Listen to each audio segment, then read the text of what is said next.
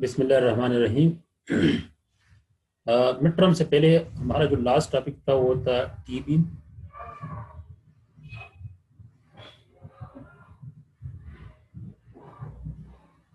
और T beam में हमने एक पार्ट किया था, दूसरा पार्ट रहता है।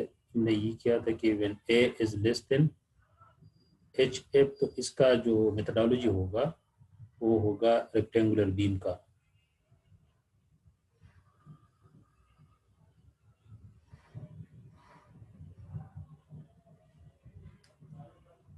ठीक है जनाब, आज हम सेकंड को पढ़ेंगे। Second condition, when a is greater than H F. पहला कंडीशन था less than equal to H F. A mean depth of compression block. When depth of compression block is less than equal to hf, which is height of the flange or thickness of the slab. So when compression block depth is less than equal to thickness of the slab, then we will be using rectangular beam methodology, which we already done before med exam. Now today we will be doing the second condition, when compression block depth is greater than or equal to height of the flange or thickness of the slab. For example हमारे साथ एक T beam है।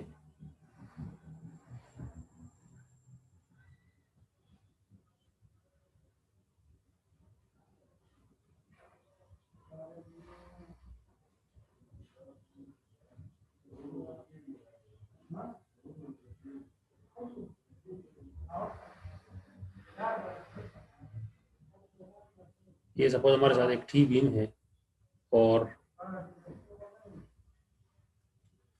यहाँ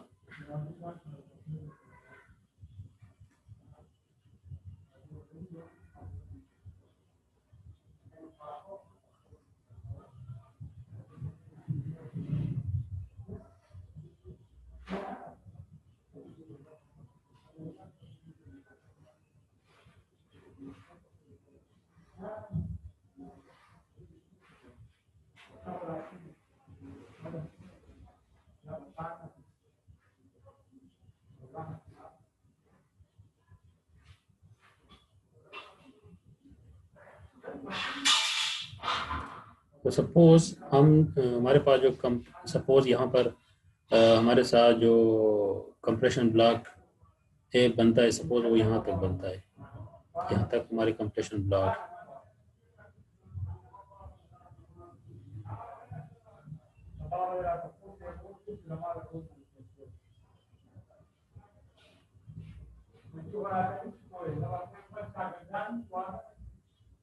ठीक, ये हमारे साथ total compression block ए है। अब चूंकि पहले केस में हमारे पास जो कंप्रेशन ब्लॉक था वो प्लेंज के अंदर आता, तो प्लेंज के अगर अंदर आप ये आ जाए तो इस टॉप का जो पोर्शन है वहाँ पर कंप्रेशन रिकॉर्ड होगा।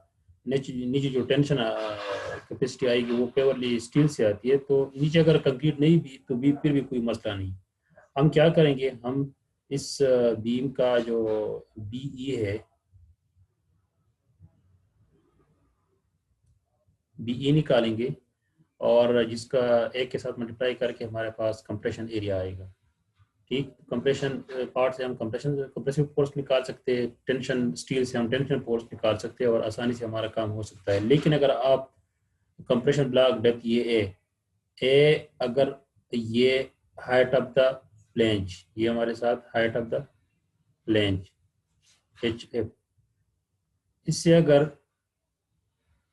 इससे अगर हमारा ये ए ज़्यादा है, जो कि इधर नज़र भी आ रहा है कि इस केस में हमारे पास ये as greater than H F है, तो फिर हम क्या करेंगे, हम जो कि जो टॉप पोर्शन है ये वाला जो फ्लैंज का पार्ट है उसमें कंप्रेशन आएगा, नीचे भी कंप्रेशन आएगा। लेकिन अगर रेक्टेंगुलर बीम से अगर सॉल्व करना चाहे तो फिर इस ये जो पार्ट रहता है ये वाला, इसको भी काउंट करना चाहिए कंप्रेशन में। हालांकि इसमें कोई कंक्रीट नहीं है, तो फिर कंप्रेशन कहाँ से आएगा अगर हम रेक्टेंगुलर बीम की मेथडोलॉजी यूज़ करें, क्योंकि रेक्टेंगुलर बीम की मेथडोलॉजी में हम इस लाइन से ऊपर पूरा की पूरा ये कंप्रेसिव एरिया लेते हैं कंप्रेसिव फोर्स निकालने के लिए। तो फिर हमारे पास कंप्रेशन फोर्स वो नहीं बनता जो हमें चाहिए। तो इसके लिए हम क्या करेंगे, हम इस इर्रेगुलर एरिया को थोड़ा मॉडिफाई कर लेंगे, वो इस तरह कुछ कर लेंगे। बाकी सब कुछ सेम है, लेकिन हम थोड़ी सी चेंजेस करेंगे। और जो हमारा ए है, ए सपोज अगर हमारी यहाँ तक है,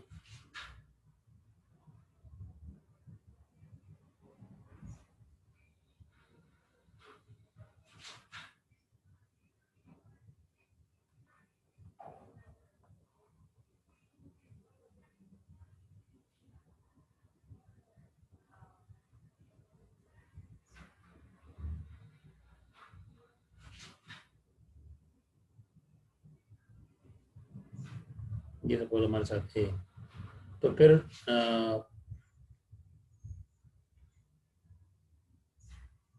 इसी पार्ट में जो कंप्रेशन आएगा, और दूसरा जो पार्ट है, चलो मैं इसको येलो से कलर करता हूँ, येलो से नज़र नहीं आएगा, चलो मैं ब्लैक से कर लेता हूँ। ये पार्ट और ये पार्ट, हम इस कंप्रेसिव पार्ट को 2 पार्ट्स में डिवाइड कर लेंगे। ठीक है जनाब। इसको बॉटम पार्ट को हम वेब कहेंगे, वेब BW, और जो टॉप का जो पार्ट है BE, इफेक्टिव वेट, जिसके लिए हमने 3 फार्मूलेज पढ़े थे, अगर आपको याद हो। BE निकालने के लिए हमारे पास 3 फार्मूलेज है।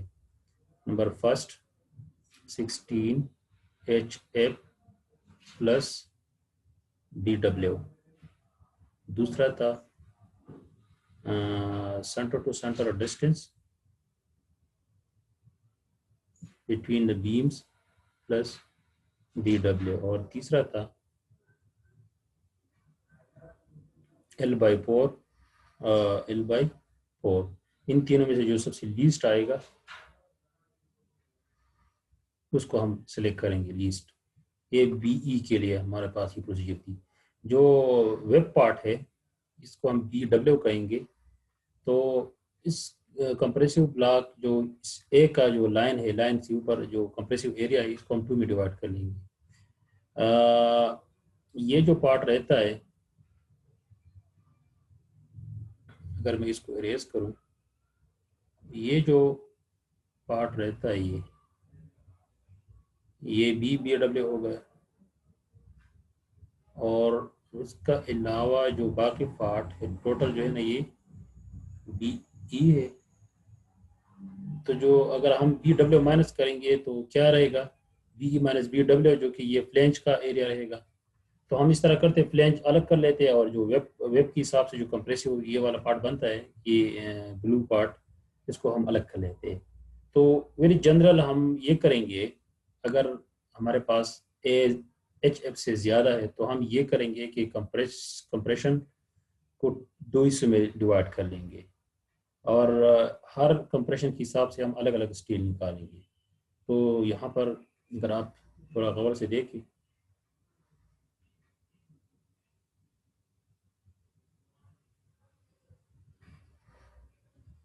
अगर ये मेरे साथ compression block total effective depth है, और यहाँ ये जो फ्लेंज का पोर्शन है, ये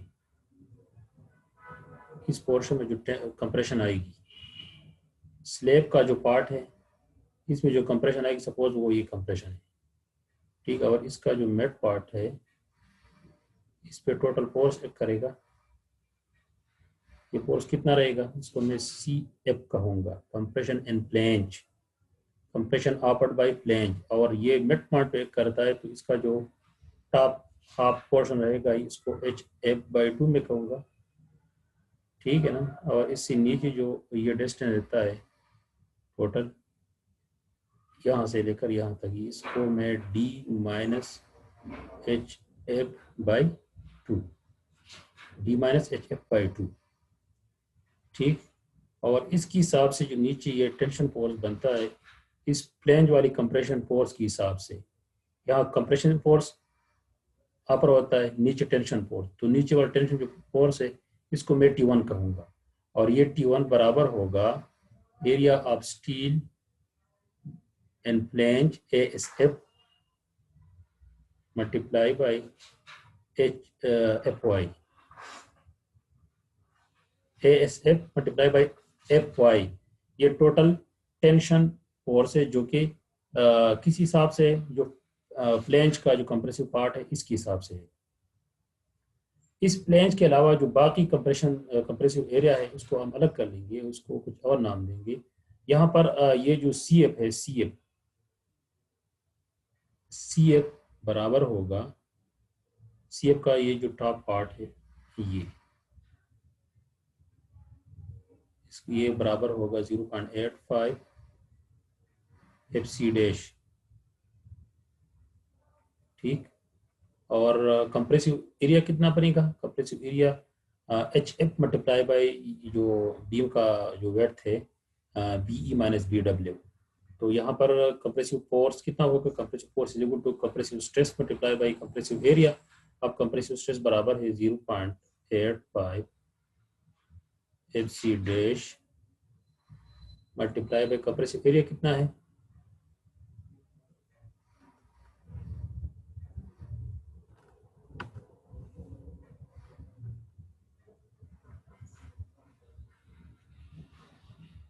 compressive area BE minus BW into HF, ये कंप्रेसिव एरिया और then 0.85 FC dash, this is compressive stress. Total compressive force in the flange part will be equal to this thing, and total tension force equivalent with the compressive force वो बराबर होगा T1 का, और T1 बराबर है ASF into FY। ये T1 और CF force equal and opposite होंगे। जो दूसरा पार्ट रहता है, दूसरा जो वेब के हिसाब से जो कंप्रेशन अपर होता है वो मैं कुछ अलग ड्रा कर लूँगा। अब यहाँ पर अगर ये हमारे पास ये जो ए है अगर रूट यहाँ तक है इस तरह, ठीक, तो फिर वेब के हिसाब से जो कंप्रेशन फोर्स आएगा वो इसी से में आएगा।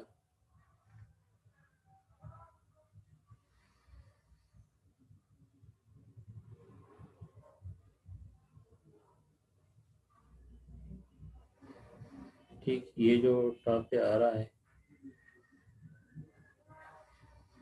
0.85 FC डैश, और ये टोटल जो डेप्थ है इसका जो टोटल इफेक्टिव फोर्स आएगा वो सेंटर पे आएगा। इस फोर्स को मैं CW कहूँगा, compressive force due to web part, जो वेब के हिसाब से। और ये जो टॉप का जो डिस्टेंस रहता है ये डेप्थ कितना रहेगा, टोटल अगर ए है हमारे साथ, ये हमारे साथ टोटल है, तो ये रहेगा A/2, और ये जो बाकी का जो हाफ डिस्टेंस है, हाफ तो नहीं है लेकिन जो बाकी का डिस्टेंस रहता है this will be equal to D minus A/2, ठीक। यहाँ पर ये CW फोर्स किस चीज़ के बराबर होगा, CW फोर्स बराबर होगा 0.85 FC डैश N2 एरिया। तो एरिया कितनी है जनाब, ए इसका डेप्थ होगा, और वेट कितनी है BW वेट है। असल में हम इस कंप्रेशन ये जो एरिया हमारे पास रहता है ना, ये इसके हिसाब से हम कंप्रेसिव फोर्स निकाल रहे हैं। तो ये बराबर होगा BW डॉट ए, और इसके हिसाब से जो टेंशन फोर्स बनेगा वो T2 के बराबर होगा, और T2 बराबर है ASW dot multiply by FY, area of steel in web part multiply by FY। इस तरह अगर यहाँ पर तो compressive force in web part तो मैंने लिख किया, चलो मैं इधर दोबारा लिखता हूँ, CW will be equal to 0.85 C dash into BW dot A, ठीक। तो असल में हमने पूरा यहाँ तक क्या किया, हमने ये किया कि जो T बीम होता है और इसमें कंप्रेशन ब्लॉक डेप्थ ए अगर HF से ज़्यादा है तो फिर हम क्या करेंगे, हम क्योंकि फिर इरेगुलरिटी आता है, इरेगुलरिटी के हिसाब से हम कंप्रेसिव फोर्स को दो हिस्सों में तकसीम करेंगे, और हर हिस्से के हिसाब से हम टेंशन फोर्स अलग अलग लेंगे। तो हमने क्या किया, हमने प्लेंज का पार्ट अलग कर दिया, उसके हिसाब से हमने कंप्रेसिव फोर्स निकाला, ठीक। और टेंशन का पार्ट इस हिसाब से इसको हमने T1 कहा। फिर हमने जो बाकी हिस्सा है कंप्रेशन का, उसको हमने जो कि ए डेप्थ के हिसाब से है उसको अलग कर दिया, उसको हमने CW का compression and due to web, और इसको अलग हमने अलग लिखा, और इसके हिसाब से जो टेंशन बनती है उसको हमने T2 कहा, ठीक। इस फोर्स के हिसाब से हमारे साथ जो मोमेंट बनेगा, इस फर्स्ट पार्ट को मैं MN1 कहूँगा, दूसरे पार्ट को मैं MN2 कहूँगा। MN1 किस चीज़ के बराबर है? MN1 मोमेंट है, ठीक, एक कैपेसिटी है, शेप ऑफ मोमेंट, और ये बराबर होता है force multiply by moment arm. यहाँ पर हमारे पास फोर्स कौन सा है? T1 multiply by moment arm, जो कि बराबर है D minus HF divide by 2। ये हमारे साथ ये फोर्स है। यहाँ अगर मैं इस T1 में मैं वैल्यू लगाना चाहूँ तो इस T1 बराबर है ASF मल्टीप्लाई बाई FY, और मोमेंट आर्म जो है ना वो D माइनस HF बाई 2। इस MN को मैं कंप्रेसिव फोर्स के हिसाब से भी लिख सकता हूँ, बस इस T1 की जगह आप CF लिखें, क्योंकि यहाँ पर जो मोमेंट कैपेसिटी डेवलप होगा इन दो फोर्सेस के हिसाब से होगा। या तो आप इस फोर्स की यहाँ पर आप मोमेंट लें इस फोर्स का, और इस पॉइंट पर आप मोमेंट रिप्लाई करें इस फोर्स के हिसाब से, या तो इसी पॉइंट पे अप्लाई करें दूसरे फोर्स के हिसाब से। तो बस force multiply by moment arm, इससे बनेगा आपकी मोमेंट कैपेसिटी। तो आप T1 फोर्स के हिसाब से भी लिख सकते हैं और CF फोर्स के हिसाब से भी लिख सकते हैं, क्योंकि CF और T1 बराबर है तो दोनों से एक आएगा। लेकिन हम टेंशन फोर्स को इधर लेंगे वो इसीलिए कि हमें फाइनली इसमें जो एरिया ऑफ स्टील हमें चाहिए होगा, तो एरिया ऑफ स्टील जब हम निकालेंगे तो हम T फोर्स के साथ ये कैपेसिटी निकालेंगे। मेरे मत का मतलब ये है कि आप इसको CF multiply by moment arm D minus HF by 2 के साथ भी लिख सकते हैं। यहाँ CF में दोबारा इसका कंप्लीट वैल्यू आप डाल सकते हैं 0.85 MC dash into BE minus BW into HF और मल्टीप्लाई बाई मोमेंट आर्म, जो कि बराबर है D minus HF।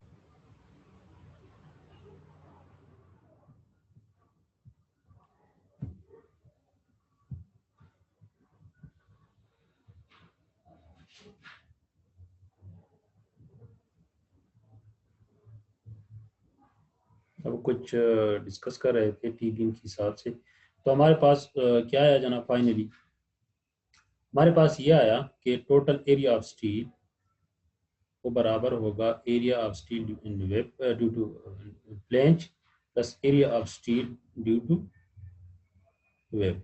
Total area इसके बराबर होगा टोटल एरिया ऑफ स्टील या AS, इसको आप ASMP कह सकते हैं, ठीक। टोटल एरिया स्टील इसके बराबर होगा। आप इसको इस तरह भी लिख सकते हैं, अगर आपको एरिया फ्लेंज चाहिए ASF, अगर आप, या चलो अगर आपको एरिया वेब चाहिए, area of steel and web due to web, अगर वो आपको चाहिए तो फिर आप क्या किस तरह करेंगे? Area of steel to web is equal to